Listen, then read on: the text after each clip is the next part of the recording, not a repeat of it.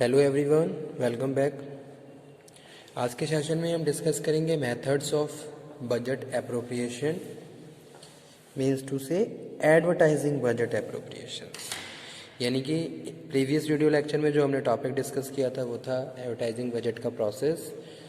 क्या advertising budget का process होता है, in which we have cover number of parts, जैसे कि collection of data and preparation of budget. सबसे पहले हम डेटा कलेक्ट करते हैं, उसके बाद फिर प्रिपरेशन करते हैं, बजट की प्लानिंग करते हैं कि भाई कौन कौन सी एक्टिविटीज़ हमें परफॉर्म करनी होंगी, ठीक है, और उनसे रिलेटेड फिर इंफॉर्मेशन गैदर करते हैं। तो पहला स्टेप यही था, collection of data and preparation of budget.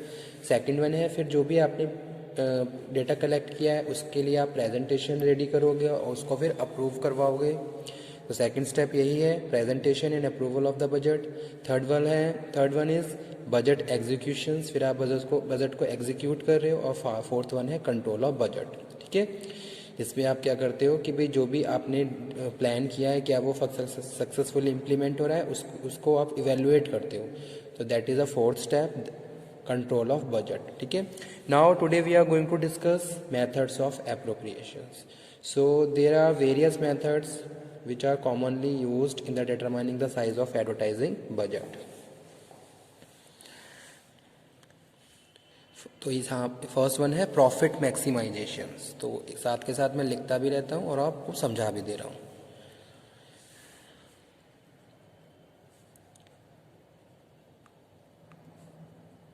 The following methods are more common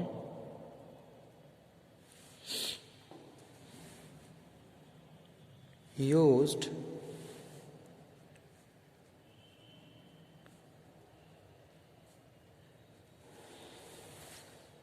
in determining the size of advertising budget. कौन कौन से मेथड है? फर्स्ट वन है profit maximisation. Profit maximisation, the ideal method for determining advertising expenditure shows the relationship between sales and profits, ठीक है। तो जो पहला जो मेथड है एडवर्टाइजिंग बजट का, estimation of advertising budget, profit maximisation. तो यहाँ पे हम बात करें कि भाई हमने हमारा कितना एक्सपेंडिचर है। तो सबसे पहले तो हम ये फाइंड आउट करते हैं कि भाई कौन कौन से रिक्वायर्ड फंक्शंस हमें परफॉर्म करने हैं, ठीक है। उसके लिए कितना एक्सपेंसेस यानी कि कितने एक्सपेंडिचर चाहिए, और उसके बाद फिर आप क्या कर रहे हो, जितना भी आपने एक्सपेंडिचर कैलकुलेट किया उसके बाद आप क्या कर रहे हो, जो सेल्स और प्रॉफिट है उसको कैलकुलेट कर रहे हो कि भी आपने कितना कितना आपने कॉस्ट लगाई, उसके बाद कितना आपको आपकी सेल हुई और कितना आपको प्रॉफिट हुआ, ठीक है।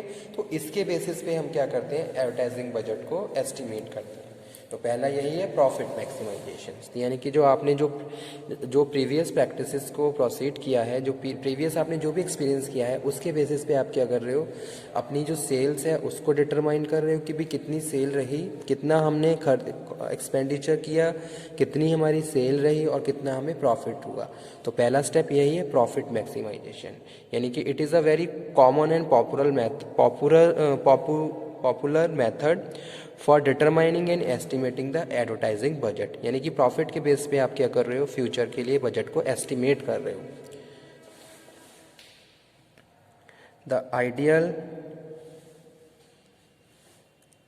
Method for determining the size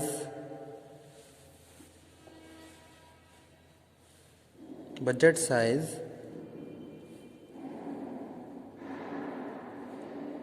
is advertising expenditure.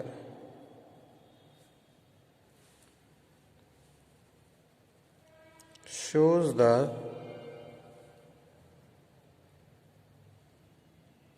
relationship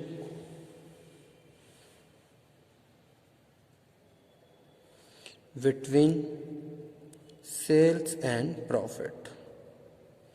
यानी कि सेल्स और प्रॉफिट के बीच जो भी रिलेशनशिप है उसके बेसिस पे आप क्या कर रहे हो, बजट को एस्टिमेट कर रहे हो। तो पहला मेथड यही है।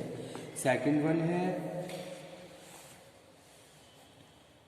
Percentage of sales.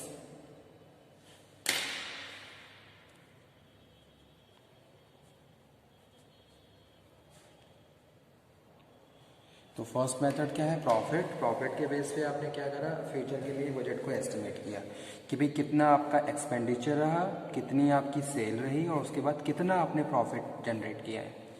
सेकंड है percentage of sale. Under this method the amount to be appropriated to advertising is arrived at by the multiplying the value of past year sales. ठीक है, यानी कि जो भी आपके जो अमाउंट है, एप्रोप्रिएट अमाउंट है, उसको आप क्या कर रहे हो, पास्ट ईयर की सेल से मल्टीप्लाई कर रहे हो। तो आप क्या कर रहे हैं, जो भी एक वैल्यू निकल के आ रही है वो आप एज अ एडवर्टाइजिंग बजट उसको कंसीडर कर रहे हो। ठीक है, so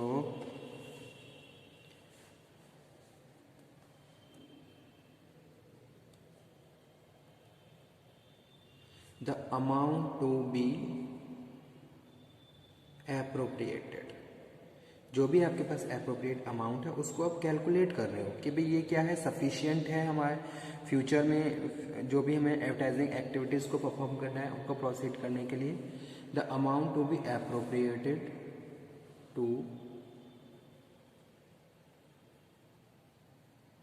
advertising is arrived at by multiplying the value of past year sales, और जिसको हम प्रोजेक्टेड सेल्स बोलते हैं, projected sales for budget period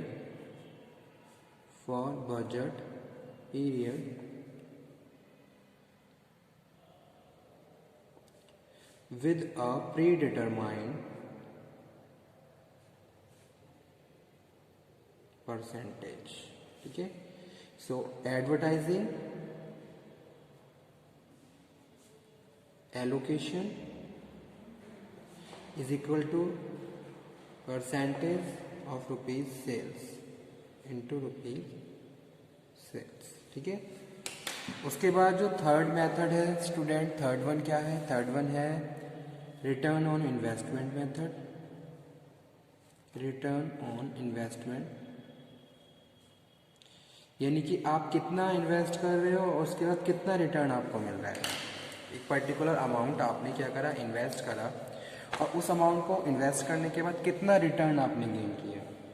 in this method advertising expenditure is considered. जैसे कि हम बात कर रहे थे हमारी फर्स्ट मेथड जो कि प्रॉफिट मैक्सिमाइजेशन था, फिर इसी तरीके से यहाँ पे हम क्या कर रहे हैं, एक्सपेंडिचर्स को क्या कंसीडर कर रहे हैं एज एन इन्वेस्टमेंट। ठीक है, कि भाई हम उसको हम एज ए इन्वेस्टमेंट की तरह काउंट कर रहे हैं कि भाई जो एडवर्टाइजिंग में जो हम पैसा लगा रहे हैं वो हम इन्वेस्ट कर रहे हैं रेदर देन कोई एक्सपेंडिचर है, या उसको हम एक्सपेंडिचर की तरह ट्रीट ना करके इन्वेस्टमेंट की तरह ट्रीट कर रहे हैं। This approach is no doubt correct as the return one gets the advertising is generally spread over a period of time. यानी कि एक टाइम के बाद अगर आप एडवर्टीजमेंट पे लगा देते हो तो आपको लॉन्ग टाइम तक उसके रिजल्ट देखने को मिलते हैं, आपको बहुत सारे वहाँ से बेनिफिट मिलते हैं। ठीक है, तो नेक्स्ट है रिटर्न ऑन इन्वेस्टमेंट। तो यहाँ पे हम जो एक्सपेंडिचर की बात कर रहे हैं, एक्सपेंडिचर कंसीडर एज इन्वेस्टमेंट, तो जो भी आपके एक्सपेंडिचर है उसको हम इन्वेस्टमेंट मान रहे हैं रेदर देन एक्सपेंडिचर। ठीक है, फोर्थ वन जो मेथड है वो है competitive parity method. Competitive parity method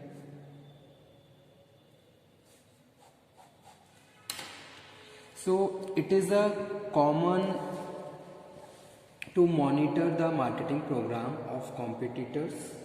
As a part of this activity, firms assess the advertising efforts of major competitors and industry as a whole.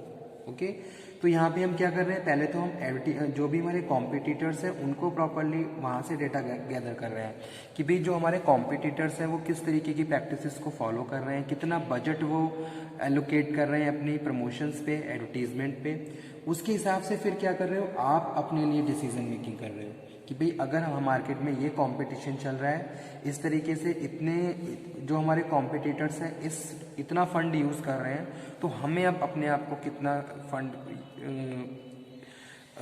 Use करने के लिए ready करना चाहिए। ठीक है, एक तरीके से ये कि भाई जो भी आपके कॉम्पिटिटर्स हैं उनके बेसिस पे आप क्या कर रहे हो, अपने लिए एडवर्टाइजिंग बजट को एस्टिमेट कर रहे हो। ओके, तो शॉर्ट में लिख देता हूँ, monitor marketing programme of competitors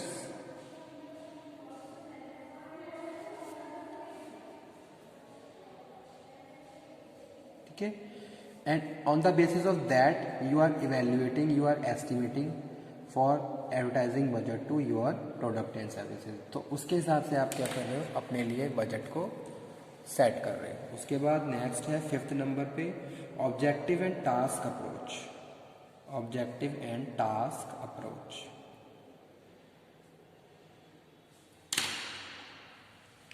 objective and task approach में, under this approach the amount to be spend on advertising is determined keeping in the view of determined objective. यानी कि ऑब्जेक्टिव के base पे हम क्या कर रहे हैं, ऑब्जेक्टिव बेस्ड बजटिंग, कि भी जितने भी हमारे जो भी हमारे ऑब्जेक्टिव है उसके हिसाब से हम बजट को क्या कर रहे हैं, एलोकेट कर रहे हैं, बजट को एस्टिमेट कर रहे हैं।